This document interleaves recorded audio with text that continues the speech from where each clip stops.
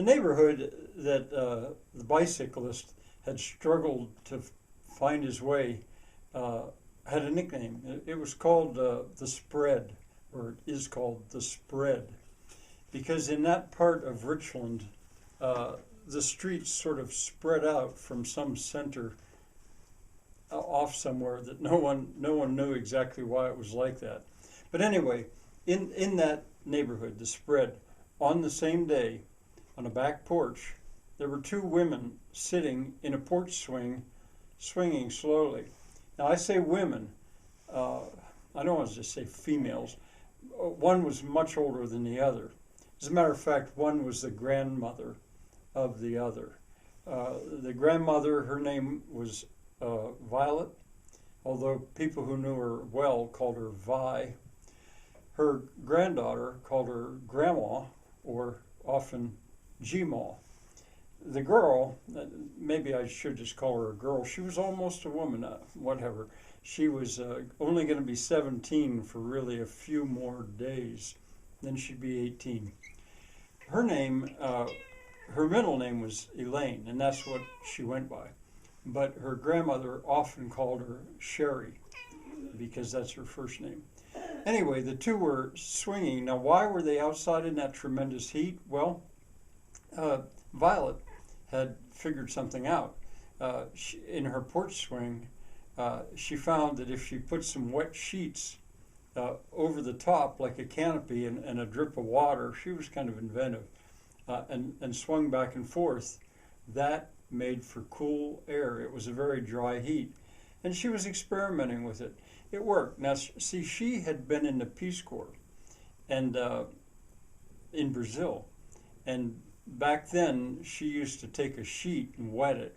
And in the hammock, in swinging in a hammock back and forth could stay quite cool. So anyway, they were swinging and not minding the heat very much at all. And they liked being outside. Now, the girl, Elaine, she had been homeschooled by her grandmother for the last 3 years, but that was over. The extent to which that was formal was over. She had graduated, so now, but she stayed there. And later on, I'll explain why that was. In any case, they were there swinging and talking and enjoying actually being outside when it was so quiet. And one of the things Elaine loved to hear from her Gma was stories about when Violet was young. You see, Violet was actually a New Englander. She'd been raised in Concord, New Hampshire, or near Concord, New Hampshire. And she had a lot of experiences that she'd sometimes share with her granddaughter. And on this particular occasion, Violet was telling her the story about when she was about 14 or so. She had been the new kid in town at a school and had gone to a dance. Now, it might have been a Sadie Hawkins dance or a Halloween dance or something. You could wear costumes, probably a Halloween dance. And she was new, and she didn't have a date. But all the boys were interested in her. Well, anyway, she showed up in a sort of a dress that was actually a feed sack, an empty feed sack that she'd cut a neck hole in and armhole slits in it, and it was upside down, and so she came dressed in a feed sack, and that made quite a stir. And Elaine asked her, "Is that all you were wearing?" And Violet said, well, she imagined that's what the boys thought, at which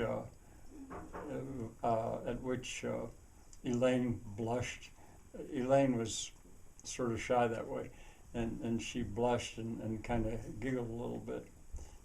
What Violet didn't tell Elaine was that at that same dance, there was one of the boys who fell in love with her.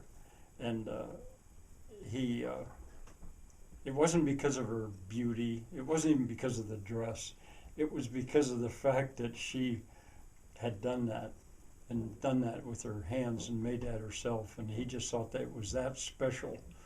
Now, 12 years later, they married, but Gmaw didn't tell her Sherry that part of the story.